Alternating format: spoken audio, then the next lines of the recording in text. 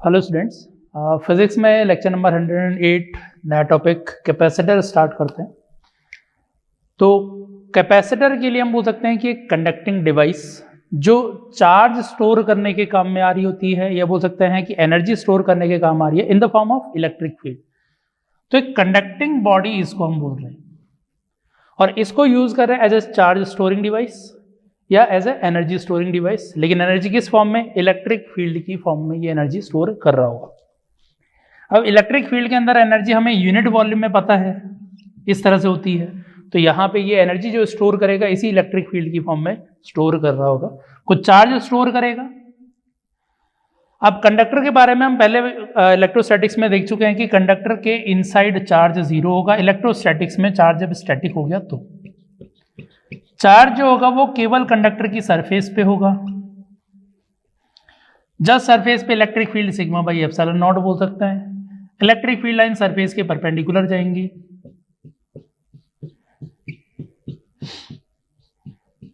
इस तरह से कंडक्टर के इनसाइड अगर इलेक्ट्रिक फील्ड 0 है तो पोटेंशियल डिफरेंस नहीं आएगा, मतलब पोटेंशियल पूरे कंडक्टर के इनसाइड कांस्टेंट होता है। तो कंडक्टर की सरफेस पे जितना पोटेंशियल उतना ही हर एक पॉइंट पर इनसाइड पोटेंशियल होगा। कंडक्टर की इनसाइड चार्ज 0 है। तो ये प्रॉपर्टीज यहां पर कंडक्टर की हम देख चुके हैं। क्या क्या थी? Inside electric field 0, inside electric field lines नहीं होगी, इनसाइड पोटेंशियल कांस्टेंट होगा, सरफेस पर इलेक्ट्रिक फील्ड होगा कुछ, सरफेस पे electric field sigma by epsilon not, surface पर इलेक्ट्रिक फील्ड लाइंस परपेंडिकुलर, और जो प्रेशर लगेगा सरफेस पे वो था sigma square by 2 epsilon naught. तो ये कुछ कंडक्टर की हम प्रॉपर्टीज पहले देख चुके हैं इलेक्ट्रोस्टैटिक्स के अंदर। अब कैपेसिटर में यहां पर इसी डिवाइस की बात कर रहे हैं, कंडक्टिंग डिवाइस की।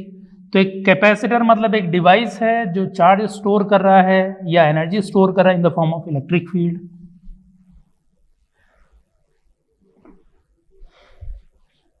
तो ये कोई भी हमने एक कंडक्टिंग बॉडी ली है, इसको चार्ज स्टोर करने के लिए काम में ले रहे हैं। तो हम क्या कर रहे हैं, इसको एक बैटरी से कनेक्ट कर रहे हैं। बैटरी का दूसरा एंड कनेक्ट किया ग्राउंड से। बैटरी के दोनों एंड कनेक्ट करने की जरूरत होती है जब भी करंट फ्लो करवाना है, चार्ज फ्लो करवाना है। तो ग्राउंड का मतलब पोटेंशियल हमने 0 ले रखा है, V वोल्ट से कनेक्ट किया। तो पहले इसमें कोई चार्ज नहीं था, कोई पोटेंशियल भी नहीं बोल सकते, नहीं था। लेकिन जैसे ही पोटेंशियल डिफरेंस आया तो पोटेंशियल डिफरेंस आने के लिए यहाँ पे कुछ ना कुछ चार्ज फ्लो होके आ जाएगा। चार्ज आ गया Q। पोटेंशियल ज्यादा होगा, चार्ज ज्यादा होगा, पोटेंशियल कम होता जाएगा, चार्ज कम होता जाएगा। तो हम बोल सकते हैं कि इस पे जो भी चार्ज फ्लो के आया वो प्रोपोर्शनल टू पोटेंशियल डिफरेंस। जितना ज्यादा पोटेंशियल डिफरेंस लगाओगे उतना ज्यादा चार्ज आता जाएगा। अब प्रोपोर्शनल कांस्टेंट हम ले लेते हैं CV। तो ये जो C की वैल्यू है इसको हम बोलते हैं कैपेसिटेंस।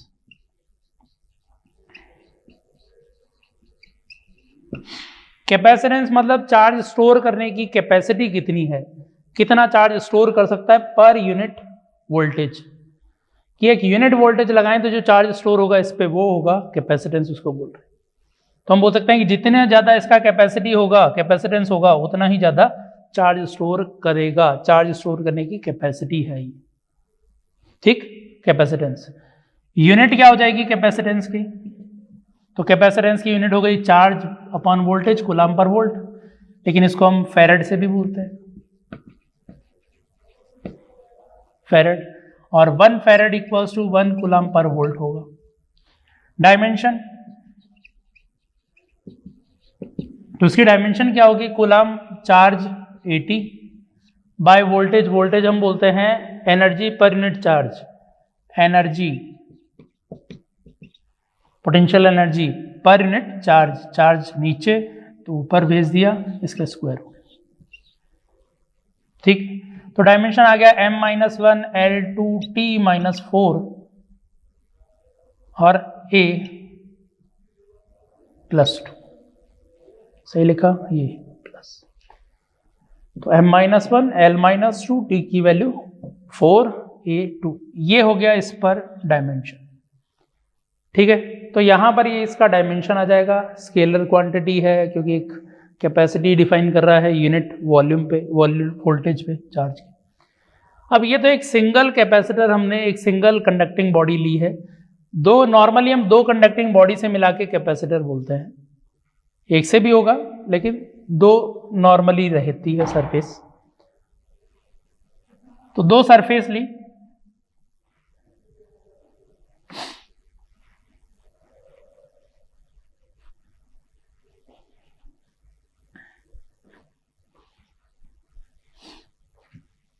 एक कंडक्टिंग बॉडी, दूसरी कंडक्टिंग बॉडी। अब इनके बीच में पोटेंशियल डिफरेंस जनरेट करने के लिए एक बैटरी कनेक्ट कर दी। पहले में तो क्या था, ग्राउंड था, लेकिन इसमें दूसरी सरफेस अवेलेबल है, दूसरी सरफेस और इसके बीच में बैटरी कनेक्ट की।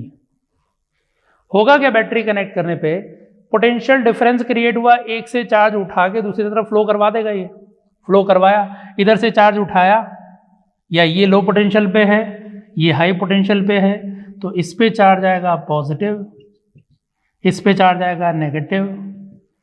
ड्यू टू इंडक्शन चार्ज एक दूसरे को अट्रैक्ट किया, तो पास वाली सरफेसेस पे आ गया, दूर वाले पे नहीं रहा। तो इस पे चार्ज आ गया कुछ प्लस क्यू, इस पे चार्ज आ गया माइनस क्यू, वी वोल्टेज। अब इसमें क्या हुआ, इन कैपेसिटर की प्लेट्स पे जो चार्ज है वो एक पे प्लस क्यू, एक पे माइनस क्यू। ओवरऑल चार्ज की बात नहीं करेंगे, ओवरऑल चार्ज जीरो, वो तो रहना ही है, अगर एक से दूसरे को फ्लो करवाएगा तो वैसे तो जीरो बोलेंगे, लेकिन जो हम क्यू बोलते हैं वो इसी एक चार्ज को लेते हुए बोल रहे हैं।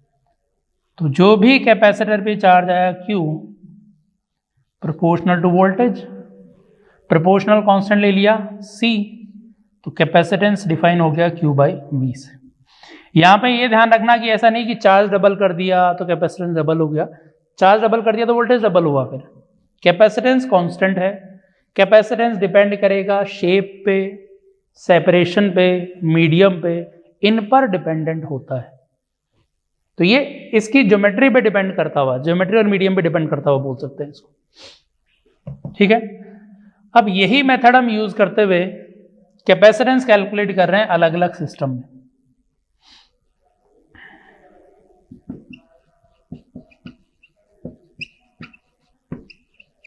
पहले वाला सिंगल कंडक्टर सिस्टम था, ये दो कंडक्टर का सिस्टम है। अब इसी को यूज करते हुए अलग अलग कैपेसिटर का कैपेसिटेंस निकालते हैं। तीन टाइप के हम कैपेसिटर बोल रहे हैं। सबसे पहला है स्फेरिकल, फिर आएंगे सिलेंड्रिकल, और लास्ट रहेगा पैरेलल प्लेट कैपेसिटर। तो टाइप्स ऑफ कैपेसिटर में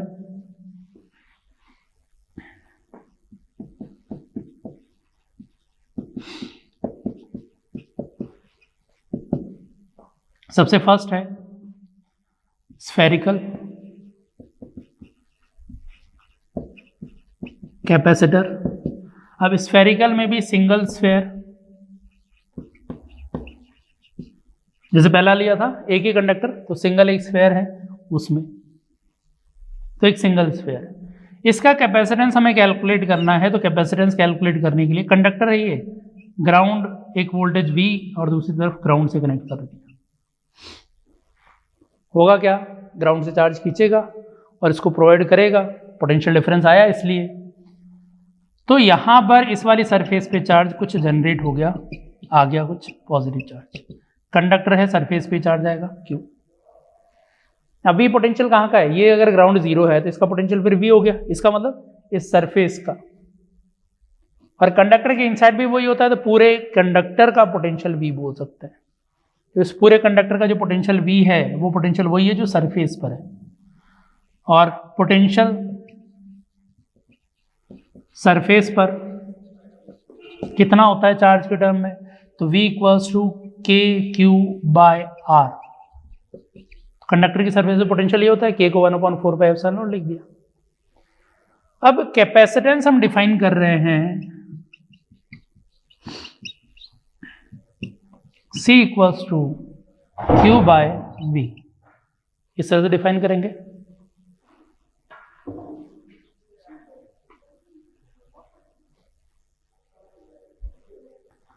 तो कैपेसिटेंस डिफाइन कर रहे हैं Q बाई V से, Q ये रहा, डिवाइड बाई V करोगे तो ये वैल्यू आएगी 4πε0 R के बराबर। इसका मतलब सिंगल अगर स्फेयर है तो उसका कैपेसिटेंस होता है 4 pi epsilon naught R, single spherical capacitor. दूसरा, अगर दो कॉन्सेंट्रिक स्फेयर है hollow, two concentric hollow sphere या शेल बोल, तो दो कॉन्सेंट्रिक स्फेरिकल शेल्स है, रेडियस ए और बी। अब इसका हमें कैपेसिटेंस निकालना है कि इस सिस्टम का कैपेसिटेंस कितना होगा। तो देखो, दो शेल है तो करना क्या है, पोटेंशियल डिफरेंस क्रिएट करना है बैटरी से। तो एक को कनेक्ट कर दिया बैटरी के नेगेटिव से, दूसरे को कनेक्ट कर दिया पॉजिटिव से, किसी को भी कनेक्ट कर दो same.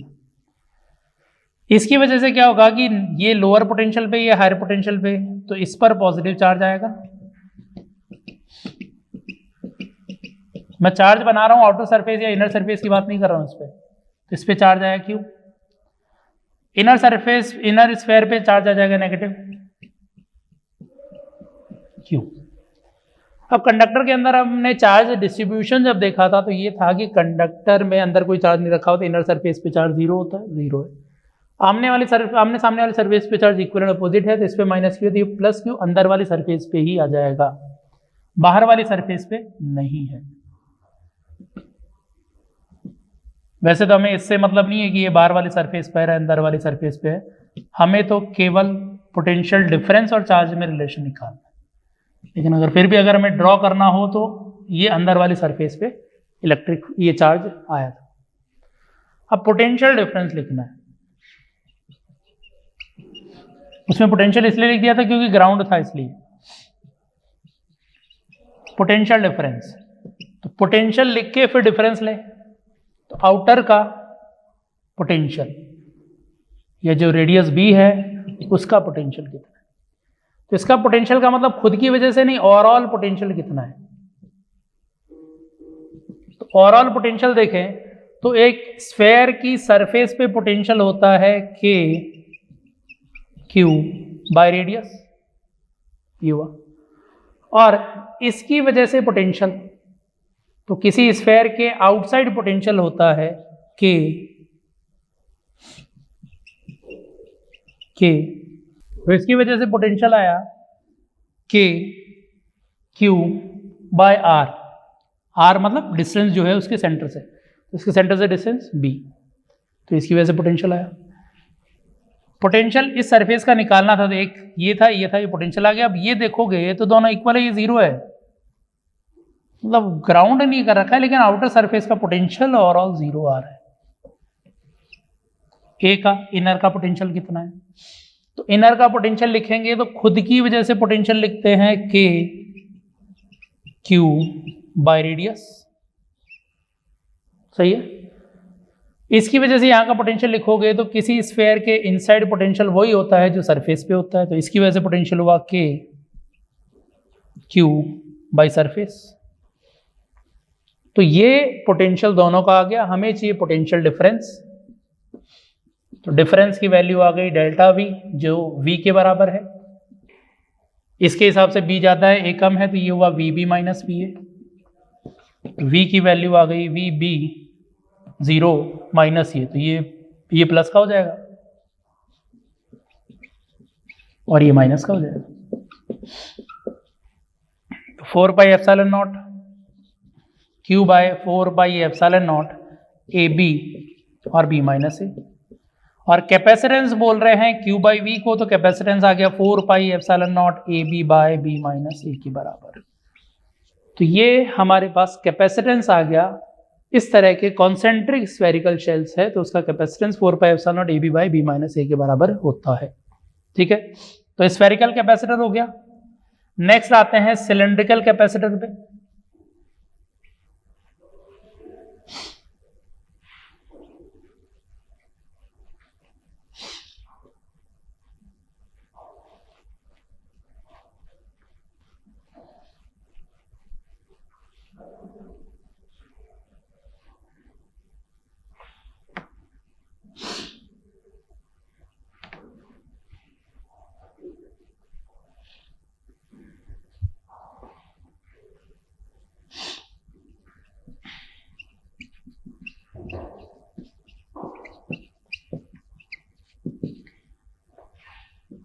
Cylindrical capacitor.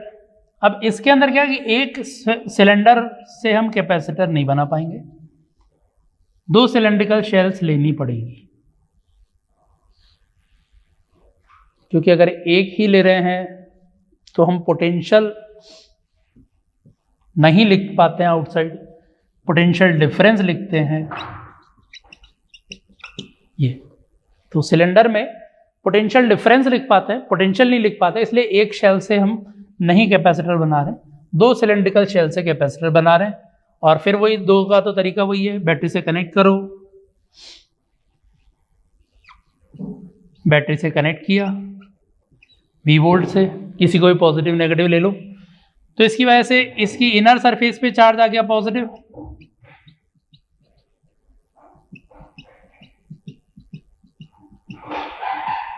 Outer surface पे आ गया नेगेटिव,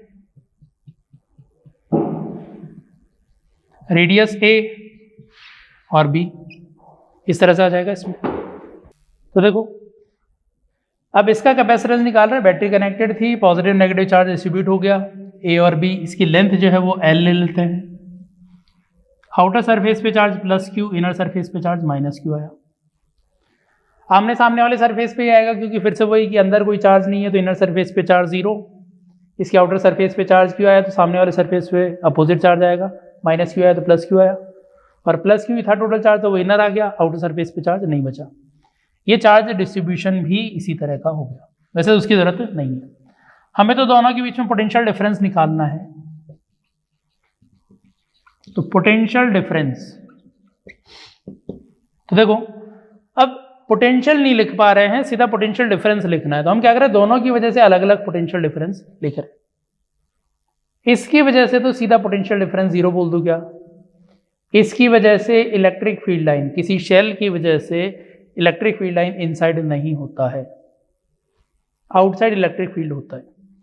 अब ये नहीं बोलना है कि यहाँ पर चार्ज इनसाइड आ गया तो इसकी वजह से इनसाइड हो गया, वो ओवरऑल इलेक्ट्रिक फील्ड इसकी वजह से और इसकी वजह से मिला के, तो इनसाइड इलेक्ट्रिक फील्ड इसकी वजह से नहीं होगा, आउटसाइड होगा, इसकी वजह से भी होगा, इसकी वजह से भी होगा, और दोनों अपोजिट होने की वजह से कैंसिल होकर 0 हो जाएंगे। आउटसाइड की बात नहीं कर रहे, केवल इस रीजन की बात कर रहे हैं। या इलेक्ट्रिक फील्ड लिख दो इसके रीजन के अंदर, फिर उससे इंटीग्रेट करके निकाल लो, या पता है सीधा पोटेंशियल डिफरेंस, तो potential difference due to -Q के आउटसाइड 2 पॉइंट हो गए, सरफेस और बाहर, तो पोटेंशियल डिफरेंस इसकी वजह से आएगा 2K लैम्डा ln R2 बाहर वाली रेडियस बाय इनर रेडियस, ठीक है। पोटेंशियल डिफरेंस Q की वजह से इनसाइड इलेक्ट्रिक फील्ड ही नहीं है, इसकी वजह से तो 0, तो टोटल पोटेंशियल डिफरेंस जिसको V बोल रहे हैं, ये पोटेंशियल डिफरेंस केवल इसकी वजह से जो है वही आ गया, ये 0 है। तो 2K को लिख दिया 4πε0, लैम्डा को लिख दिया charge upon length, charge per unit length था, B/A, तो V Q/V इसको कैपेसिटेंस बोल रहे हैं, तो बाकी टर्म इधर जाएगा, ये हो जाएगा 2πε0, 2 कैंसिल हो गया था, L divide by log B/A के बराबर। तो ये सिलेंड्रिकल कैपेसिटर का कैपेसिटेंस हो गया। अब पैरेलल प्लेट कैपेसिटर थर्ड,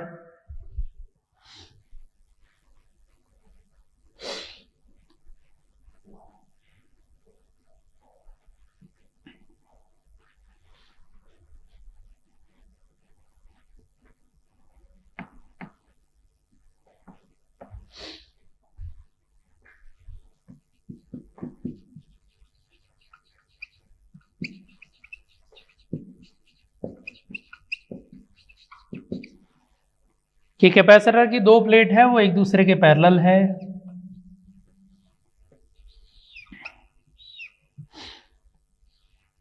और ये एक बैटरी से कनेक्ट कर दिया क्योंकि कैपेसिटेंस निकालना है। प्लेट्स के बीच में सेपरेशन D है, प्लेट्स का एरिया A है। अब बैटरी से कनेक्ट किया V वोल्टेज से, तो क्या होगा, एक से चार्ज खींच के दूसरे पर भेजेगा, अब दूसरे पे चार्ज आया, एक पे आ गया +Q, दूसरे पे आ गया -Q।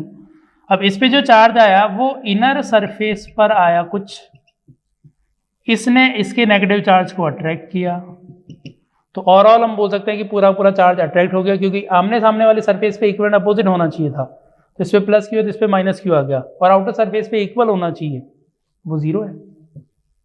ये होता है इसमें चार्ज डिस्ट्रीब्यूशन, और वो दिख भी रहा है कि अगर इनर सरफेस पे क्यू ले लेते हैं तो इस पे माइनस क्यू ले लेते हैं, तो वही डिस्ट्रीब्यूशन यहाँ पे आएगा। वैसे डिस्ट्रीब्यूशन नहीं भी आ रहा है कोई दिक्कत नहीं है, चार्ज पता है प्लस क्यू और माइनस क्यू। अब इसमें दो प्लेट्स के बीच में जो इलेक्ट्रिक फील्ड है वो यूनिफॉर्म है, और यूनिफॉर्म इलेक्ट्रिक फील्ड में पोटेंशियल डिफरेंस होता है electric field into distance, electric field की डायरेक्शन। तो इलेक्ट्रिक फील्ड पहले लिख देते हैं बिटवीन प्लेट्स। तो प्लेट्स के बीच में इलेक्ट्रिक फील्ड, चार्ज के टर्म में लिख दो या सिग्मा के टर्म में लिखना चाहो तो सिग्मा के टर्म में लिख दो कि एक की वजह से यहां पर इलेक्ट्रिक फील्ड इधर आया प्लस की वजह से, और इलेक्ट्रिक फील्ड कितना सिग्मा बाई एप्सिलॉन नॉट या sigma by 2 epsilon naught.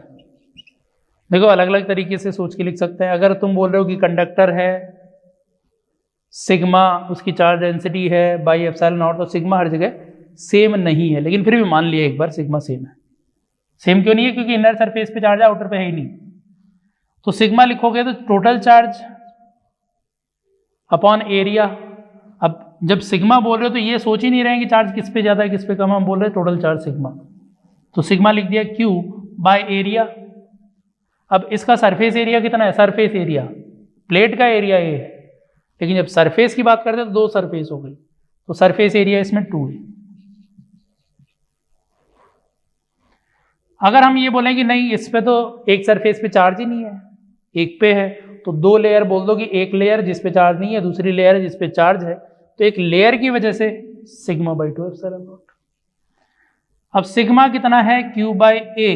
Q by a इसलिए क्योंकि हम बोल रहे हैं इस लेयर पे चार्ज है केवल, तो इस लेयर पे चार्ज क्यों, इस लेयर का area A by 2 epsilon not.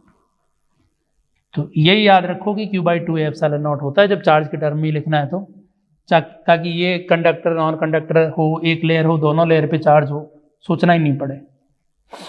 इसलिए इसकी वजह से इनसाइड इलेक्ट्रिक फील्ड आया Q by 2 epsilon not. Negative की वजह से भी इलेक्ट्रिक फील्ड इधर आएगा Q by 2 epsilon not. Value लिखनी है इसलिए नेगेटिव साइन हटा रखा है, तो इलेक्ट्रिक फील्ड इसके बीच में आ गया क्यू बाई, दोनों को ऐड किया बाई एप्सिलॉन नॉट। तो दोनों प्लेट की वजह से मिला के electric field q by a epsilon naught. तो potential difference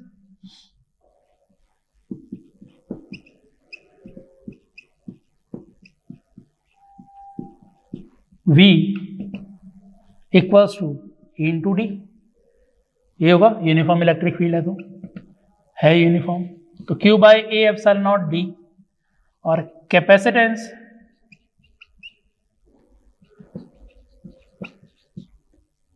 C equals to Q by v आएगा, Q बाई वी तो ये इधर जाएंगे, तो epsilon naught a by d के बराबर, epsilon naught a by D.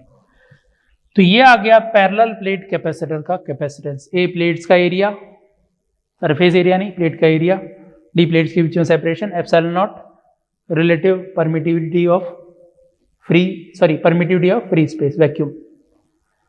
तो यहां पर ये मीडियम डिपेंडेंट हो गया, ये ज्योमेट्री, तो इसलिए हम बोलते हैं कि जो कैपेसिटेंस है वो मीडियम और ज्योमेट्री पे डिपेंडेंट है। शेप कैसा है उस पर डिपेंडेंट, मीडियम पे डिपेंडेंट है। तो ये कैपेसिटेंस तीनों टाइप के कैपेसिटर हो गए, spherical, cylindrical, parallel plate capacitor.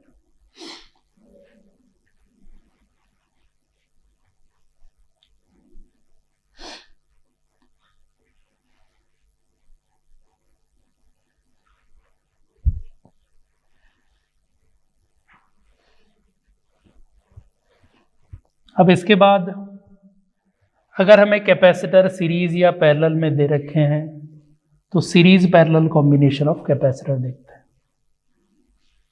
कि ये तो एक कैपेसिटर है तो कैपेसिटेंस कैसा है, मल्टीपल है तो कैसे होंगे। तो कैपेसिटर का जो सिंबल है वो इस तरह का हम ले रहे हैं, ठीक, दोनों प्लेट लगभग, इसका मतलब पैरेलल प्लेट कैपेसिटर नहीं है, कोई सा भी हो सकता है, सिंबल है ये, दोनों प्लेट बराबर से।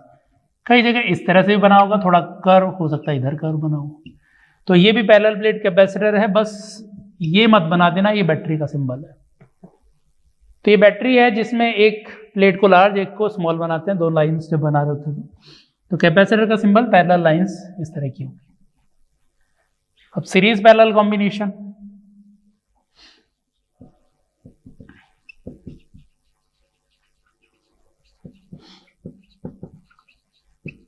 सबसे पहले सीरीज कॉम्बिनेशन देखते हैं।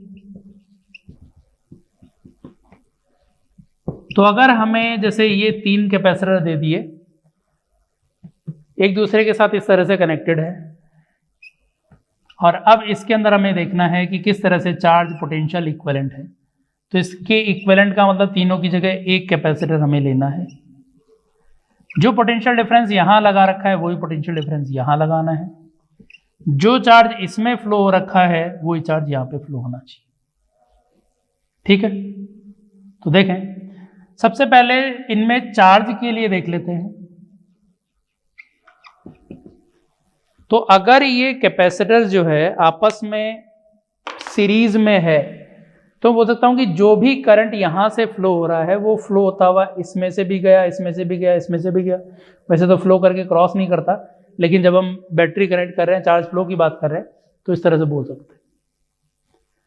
तो जो भी चार्ज फ्लो होता हुआ यहां से गया, सेम चार्ज फ्लो तीनों के अंदर हुआ, क्योंकि होगा क्या, बैटरी कनेक्ट की,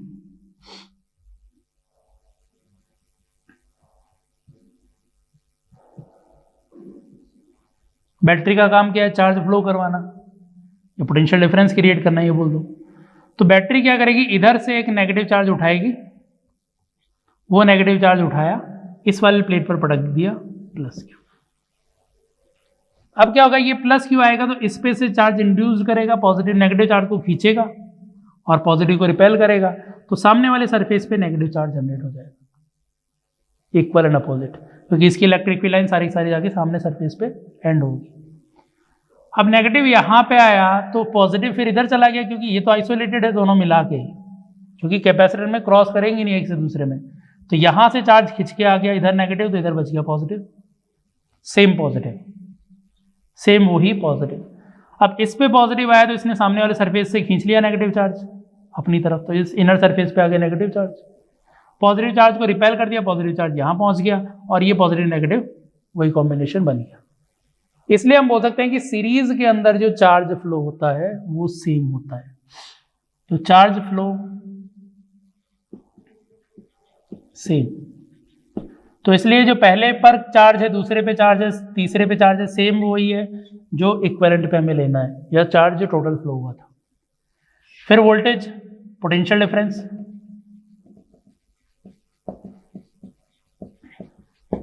कि इसमें पोटेंशियल डिफरेंस कुछ V1 है, V2 है, V3 है। तो potential difference V1, V2, V3, V equals to होता है कैपेसिटर पे V equals to Q by C, यही फॉर्मूला याद रखना है, Q इक्वल्स टू CV। तो कैपेसिटर पे वोल्टेज आएगा चार्ज अपॉन कैपेसिटेंस, तो चार्ज Q, कैपेसिटेंस C1।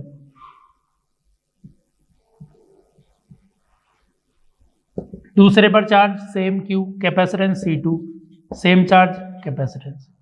तो V1, V2, V3 का जो रेशियो आ गया वो 1/C1 ratio 1/C2 ratio 1/C3 आ गया।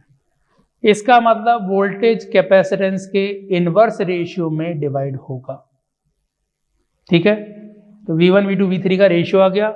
मान लो टोटल वोल्टेज V दे रखा होता था और V1 चाहिए, तो हम बोल सकते हैं कि टोटल वोल्टेज V के 3 पार्ट करने हैं, 1/C1 plus 1/C2 plus 1/C3, और V1 को रेशियो जाएगा 1, रेशियो ऐसे सॉल्व करते हैं। तो इन तीनों को इन रेशियो में डिवाइड करना है टोटल V को, तो टोटल V को क्या किया, टोटल इतने डिवीजन कर लिए और पहले को इतने डिवीजन दे दिए। तो ये तरीका है V1 कैलकुलेट करने का। तो ये चार्ज डिवीजन, ये वोल्टेज डिवीजन इन पे आ गया।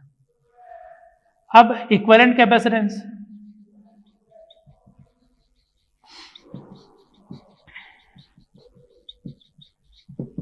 तो इक्विवेलेंट कैपेसिटेंस कितना आएगा उसके लिए मैं लिख रहा हूं कि जो V1 plus V2 plus V3 की वैल्यू है वो टोटल वोल्टेज है, कि यहां से गए यहां से यहां तक पोटेंशियल डिफरेंस V1 आ गया, फिर V2 आ गया, फिर V3 आ गया, तो overall potential difference V1 plus V2 plus V3 आ गया।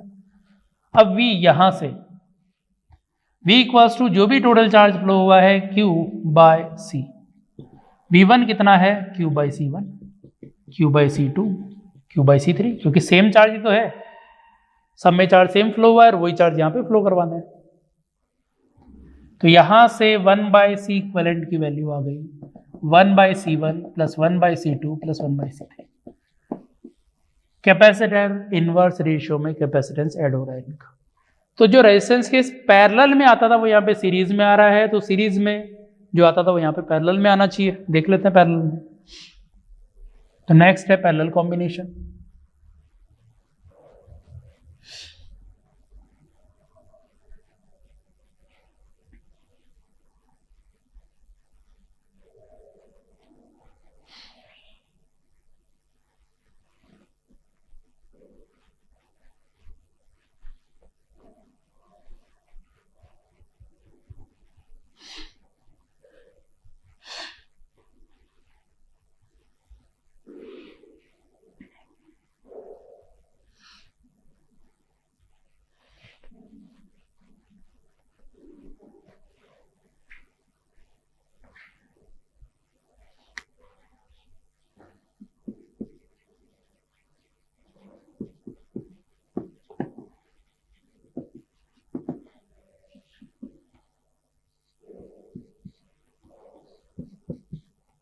इस तरह से कनेक्टेड है C1 C2 C3। कोई कॉमन पोटेंशियल डिफरेंस V है, ये ऐसे बोल दो V वोल्ट की बैटरी कनेक्टेड थी यहाँ पे। तो देखें अब इसके अंदर क्या होगा कि इस टर्मिनल और इस टर्मिनल के बीच में पोटेंशियल डिफरेंस वही है जो बैटरी लगा रखी थी, या V आ गया। अब वायर का मतलब होता है पोटेंशियल सेम करना। तो जो इसका पोटेंशियल है वो का वो इसका पोटेंशियल है। पोटेंशियल डिफरेंस नहीं बोल रहा हूँ, पोटेंशियल बोल रहा हूँ। तो जो इसका पोटेंशियल है मान लो x है, तो इसका पोटेंशियल x, उस सेम वायर से ये भी कनेक्टेड है, इसका भी x, इसका भी x। तो तीनों की इन प्लेट्स का पोटेंशियल है x, इधर y बोल दूं तो ये y पोटेंशियल, तो इस प्लेट का potential y y y। Wire से कनेक्ट करने का मतलब ये हो गया। तो इसके अक्रॉस पोटेंशियल डिफरेंस आ गया x minus Y, X minus Y, X minus Y, जो v के बराबर है। तो यहाँ पर तीनों पर जो पोटेंशियल डिफरेंस आया वो सेम आया। तो यहाँ पर हम बोल सकते हैं कि पोटेंशियल डिफरेंस जो आएगा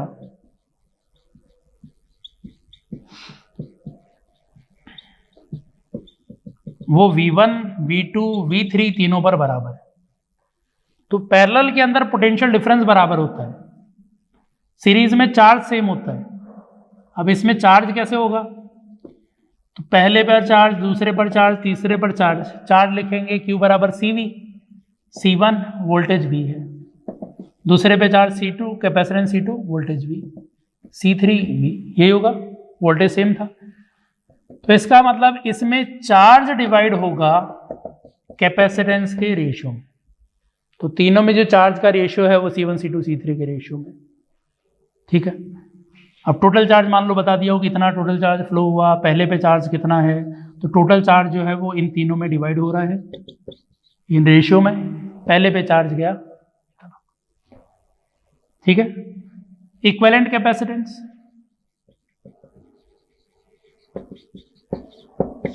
अब चार्ज जो भी टोटल है वो इन तीनों में गया, वही जो वैल्यू अभी लिखी थी वो वापस लिख दी कि जो भी चार्ज फ्लो होगा तीनों में जाएगा।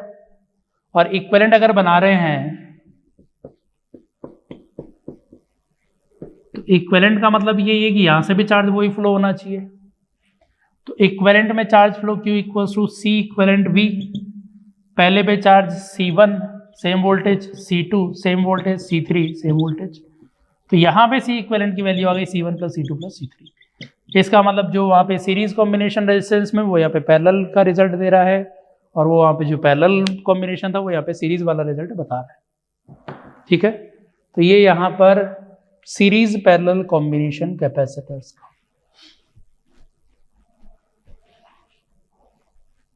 सीरीज पैरेलल कॉम्बिनेशन के बाद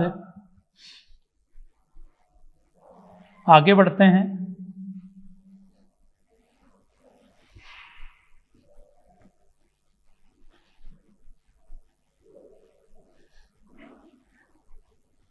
अब एनर्जी के बारे में देखते हैं कि कैपेसिटर के अंदर एनर्जी स्टोर कितना होगा।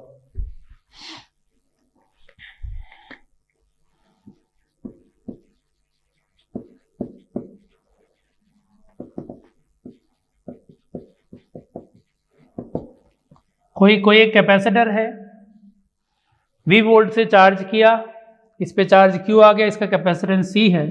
अब इसमें कितनी एनर्जी स्टोर हो रखी है वो बतानी है, Q चार्ज, क्योंकि हम यही बोलते हैं कैपेसिटर एक एनर्जी स्टोरिंग डिवाइस है, इलेक्ट्रिक फील्ड की फॉर्म में स्टोर करेगा। तो इसके अंदर एनर्जी कैलकुलेट करनी है।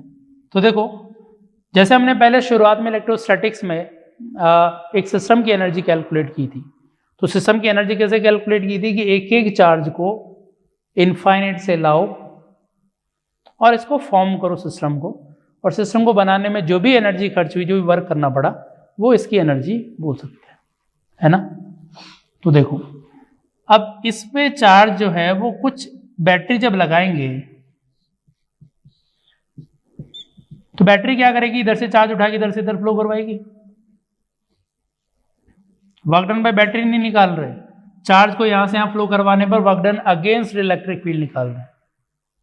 दोनों चीज अलग अलग हो सकती है, बैटरी ने काम किया यहाँ पे, लेकिन वो जरूरी नहीं है कि work done against electric field हो। Work done against electric field तब होता है जब किसी तरह का लॉस नहीं हो, किसी तरह की और एनर्जी नहीं हो। तो वर्क डन अगेंस्ट जो है, इसका मतलब work done by electric field होता है, लेकिन वर्क डन बाय एक्सटर्नल जरूरी नहीं है work done by electric field का नेगेटिव, क्योंकि ये तो ये होगा वर्क एनर्जी थ्योरम से, ठीक है। तो हमें क्या करना है, चार्ज बैटरी इधर से इधर फ्लो करवा रही है, तो उसमें work done against electric field कितना है। तो यहां से कुछ dq चार्ज बैटरी ने उठाया और वो फ्लो करवा दिया इधर से इधर, ठीक है। अब इस पे पहले से चार्ज ले लेते हैं, जनरल कंडीशन ले रहे हैं, इधर प्लस क्यू इधर माइनस क्यू चार्ज है पहले से, और फिर एक dq चार्ज इधर से निकला और इधर बढ़ गया, तो इधर आ गया q प्लस dq, इधर भी हो गया q plus dq negative charge. तो इस dq को फ्लो करवाने में work done against electric field, तो W इलेक्ट्रिक फील्ड का नेगेटिव बोल दूं, कितना आएगा, work done against electric field, charge into potential difference लिख दूं, ये ना चेंज इन पोटेंशियल एनर्जी बोल सकते हैं। तो जो चेंज इन पोटेंशियल एनर्जी आया वो लिख दो, तो चेंज इन पोटेंशियल एनर्जी। अब V पोटेंशियल बैटरी का नहीं है, बैटरी के बराबर आएगा फाइनली, लेकिन यहां पे V पोटेंशियल का मतलब है इसकी प्लेटों के बीच में पोटेंशियल डिफरेंस। तो प्लेट्स के बीच में potential difference V equals to क्या होगा, Q by C. Q equals to CV तो तब होता है, ये वोल्टेज इसके बराबर कब होता है, जब चार्ज स्टैटिक आ गया तब। तो V equals to Q by C when charge static. अभी नहीं है वो, है ना। तो ये टोटल कितना हो गया, फिर टोटल एनर्जी, इसको इंटीग्रेट कर दें। चार्ज कहां से कहां ले जा रहे हैं, पहले चार्ज कुछ नहीं, तब एनर्जी जीरो बोल रहे हैं, चार्ज कुछ नहीं तब एनर्जी जीरो बोल रहे हैं, फिर बाद में कुछ चार्ज क्यू आया तो एनर्जी कुछ यू बोल दी। तो यू इक्वल्स टू क्यू का integration Q square by 2, limit रखने पर ये आ जाएगा, तो ये इसके अंदर एनर्जी स्टोर्ड है। अब Q equals to C V होता है, तो वहां से इसको रिलेट कर सकते हैं, तो U equals to Q square upon 2C जो है, उसमें एक Q की जगह CV लिख दो, एक Q की जगह, तो एक Q छोड़ दिया, एक Q की जगह या एक Q बाई सी की जगह एक Q बाई सी जो था उसकी जगह B लिख दिया, या फिर दोनों की जगह CV लिख दो, तो C स्क्वायर V स्क्वायर एक C कैंसिल हो जाएगा, CV रह जाएगा हाफ CV स्क्वायर। तो ये किसी कैपेसिटर की एनर्जी हो गई। ये कैपेसिटर की एनर्जी, जब कैपेसिटर पे चार्ज Q है तो कैपेसिटर की energy Q square upon 2C या हाफ QV या हाफ CV स्क्वायर होगा। V कैपेसिटर पे जो वोल्टेज है ना, बैटरी का वोल्टेज के बराबर हो गया अगर फाइनली कंडीशन की बात करें, स्टैटिक जब हो गया, ठीक है।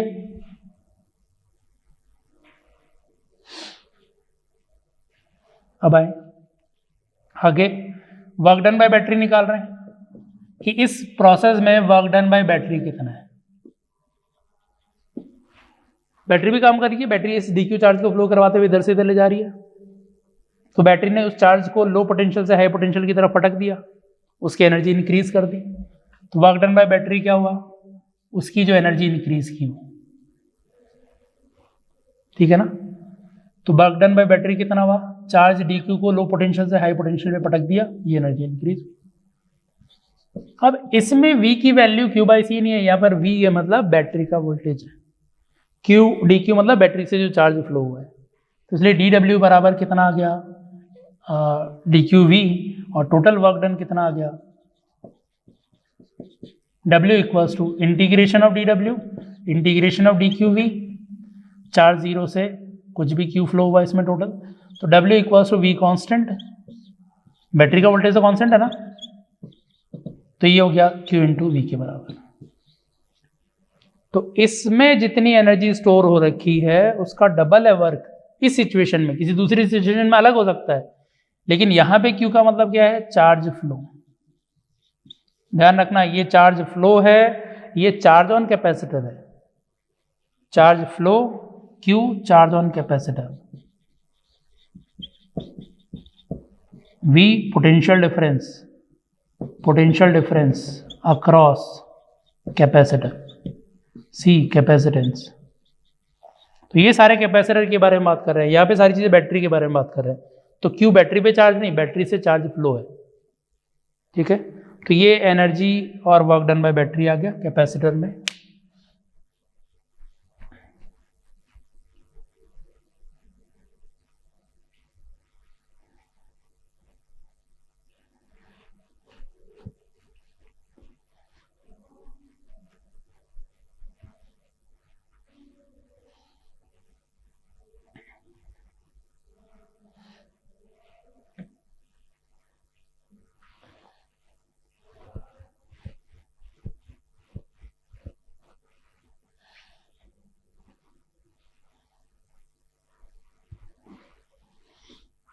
अब बात करते हैं कि अगर मीडियम है, मीडियम चेंज कर रखा है, डाइलेक्ट्रिक मीडियम है, तो उसमें कैपेसिटेंस किस तरह से वेरी हो जाएगा। तो कैपेसिटर विद डाइलेक्ट्रिक मीडियम,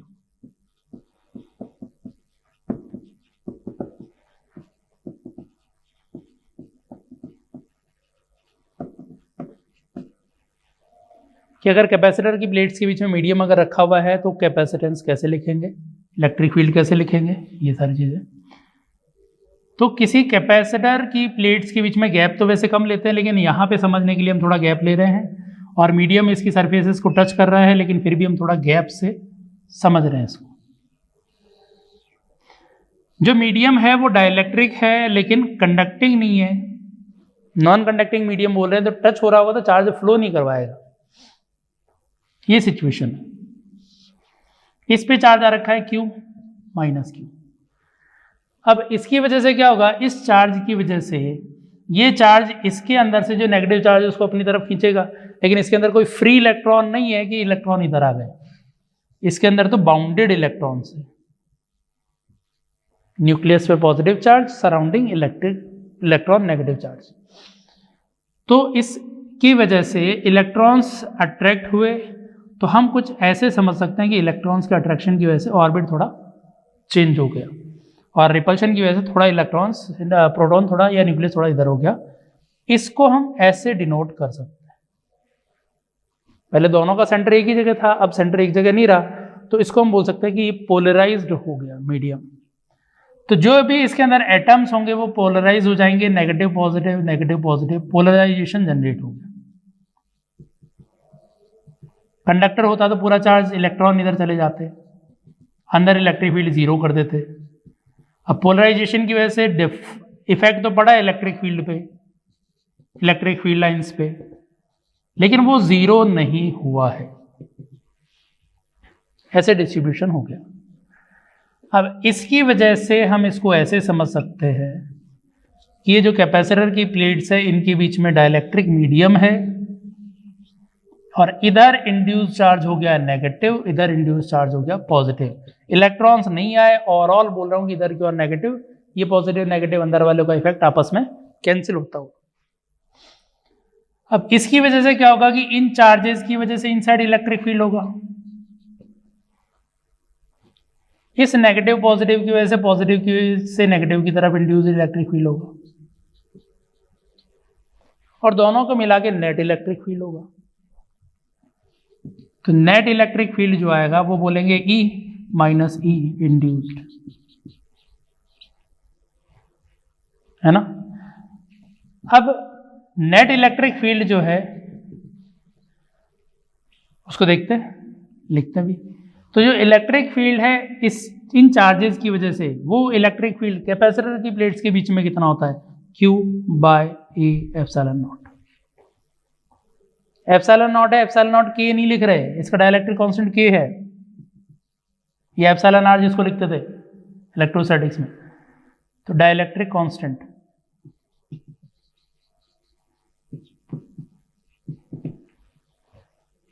तो यहां पे K नहीं लिखना है, क्योंकि हम बोल रहे हैं इनकी वजह से इलेक्ट्रिक फील्ड कितना है।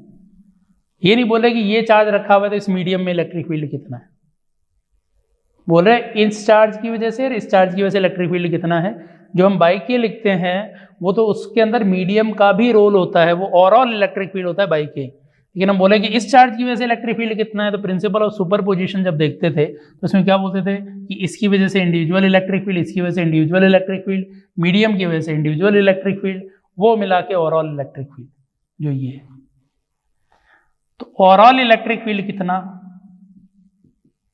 जो इनकी वजह से इलेक्ट्रिक फील्ड होता, जहां पे भी एप्सिलॉन नॉट है एप्सिलॉन नॉट किया गया। दोनों चीजों में डिफरेंस समझ में आ रहा है, एक तो इलेक्ट्रिक फील्ड इसके अंदर और एक इनकी वजह से इलेक्ट्रिक, बीच में इलेक्ट्रिक फील्ड का मतलब सबकी वजह से बाई की टाइम्स हो जाता है। इनकी वजह से इलेक्ट्रिक फील्ड, तो इसको मीडियम से मतलब नहीं है। माइनस यहां पे जो चार्ज इंड्यूस हुआ उसको क्यू बोल दो, तो ये भी एक तरह से दो लेयर हो गई, दो लेयर हो गई। इसकी वजह से इलेक्ट्रिक फील्ड इनसाइड क्या हो जाएगा, charge by A epsilon naught. तो इनकी वजह से बीच में ये इलेक्ट्रिक फील्ड आ गया। अब इसमें ए एप्सिलॉन नॉट तो कैंसिल कर दो और उसको इधर ले जाओ, इसको ले जाओ उधर, Q equals to Q minus Q by K. तो जो सरफेस पे इंड्यूस चार्ज आया है वो इतना आ गया, इसके सरफेस पे जो इंड्यूस चार्ज आया है। तो इलेक्ट्रिक फील्ड पता है इनसाइड इतना होना है, सरफेस पे चार्ज क्यू है तो इलेक्ट्रिक फील्ड इनसाइड इतना है, इंड्यूस्ड इतना आएगा जिसमें Q का मतलब ये है। अब इलेक्ट्रिक फील्ड तो डिस्कस कर चुके, कैपेसिटेंस।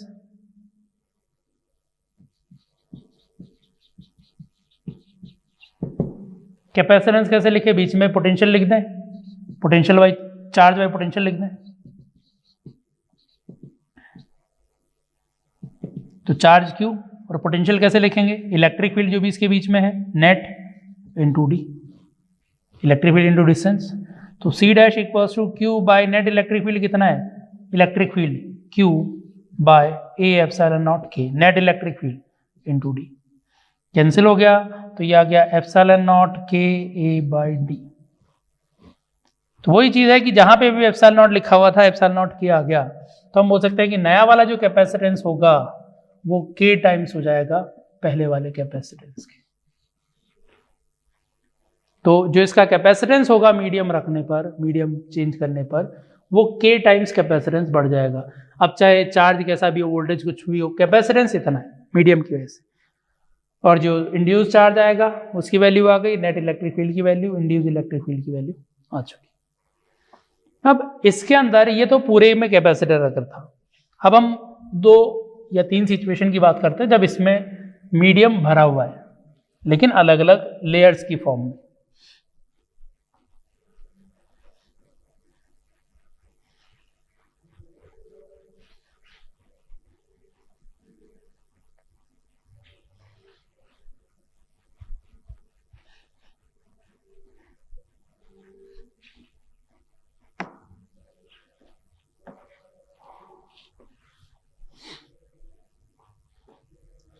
तो पहला डिफरेंट लेयर्स ऑफ मीडियम, उसमें पहली कंडीशन ले रहे हैं कि ये जो कैपेसिटर की प्लेट्स थी इनके बीच में मीडियम अलग अलग लेयर का भर चुके हैं। ये dielectric constant K1, K2, K3, K4 इस तरह से बढ़ते जा रहे हैं। पहली जो लेयर है उसकी थिकनेस है T1, दूसरे की T2, T3, T4। ये प्लेट्स का एरिया A है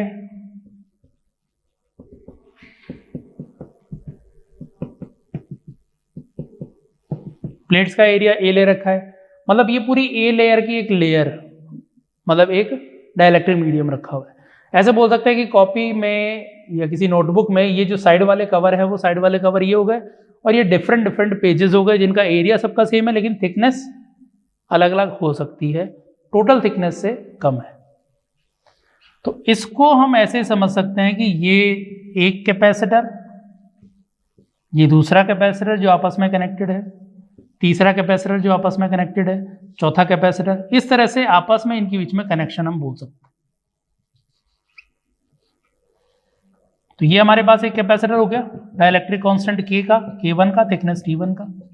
ये T2 थिकनेस का दूसरा डाइलेक्ट्रिक मीडियम की वजह से कैपेसिटर हो गया, ये तीसरा कैपेसिटर हो गया, ऐसे चौथा पांचवा सारे कैपेसिटर। अब ये कैपेसिटर कैसे हैं, सीरीज पैरेलल। तो यहाँ पे दिख रहा है कि जो भी चार्ज यहाँ से फ्लो होगा सेम चार्ज फ्लो होता हुआ जाएगा, सीरीज है। सीरीज हो गया तो इक्विवेलेंट कैपेसिटेंस क्या था, 1/C equivalent equals to C1, 1/C1 पहले का कैपेसिटेंस, एप्सिलॉन नॉट, मीडियम है तो K, area A, thickness T1। दूसरा कैपेसिटेंस 1/C2, C2 कितना, epsilon naught, K, A, area सबका सेम है, D, प्लेट्स के बीच में सेपरेशन T2। ऐसे तीसरा तो T3/एप्सिलॉन नॉट K3A, फोर्थ फिफ्थ सारे ऐसे आ जाएंगे। तो 1/C इक्विवेलेंट में यहाँ पर 1/एप्सिलॉन A कॉमन आ गया, T1/K1 प्लस T2/K2, T3/K3।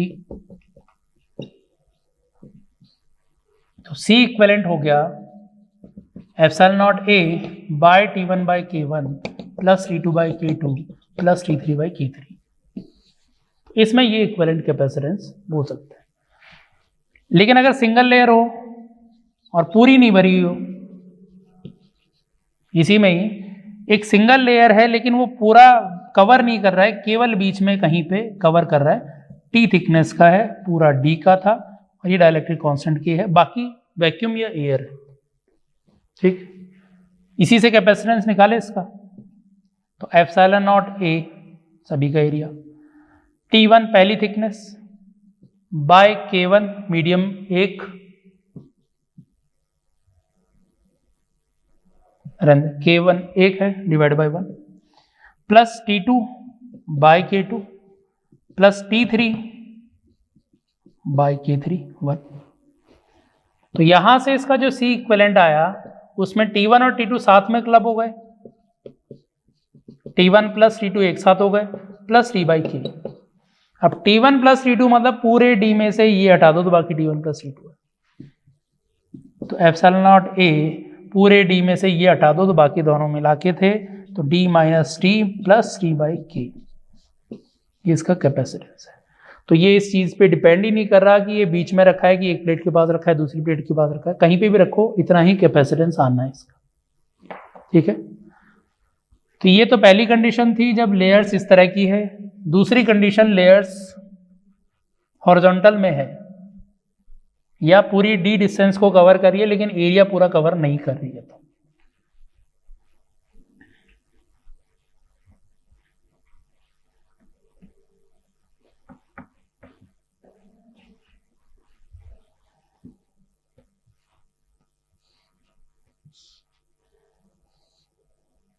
इस तरह से डिफरेंट डिफरेंट मीडियम है लास्ट तक, K1, K2, K3।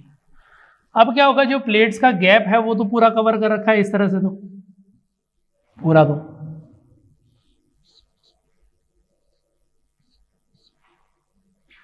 तो D की वैल्यू तो वही है, लेकिन जो एरिया है ये एरिया नहीं, ये एरिया सबका अलग अलग है। इसका एरिया A1 है, A2 है, A3 है, एरिया अलग अलग आएगा, हो सकता है उनकी वैल्यू सेम हो। तो यहां पर ये जो सर्किट हो गया इक्विवेलेंट इनका, वो कुछ ऐसे हो गया कि ऊपर वाला अलग है जो कनेक्टेड है इधर और इधर, दूसरा वाला अलग है जो इधर और इधर कनेक्टेड है, सेम ऐसे तीसरे चौथे सबके लिए।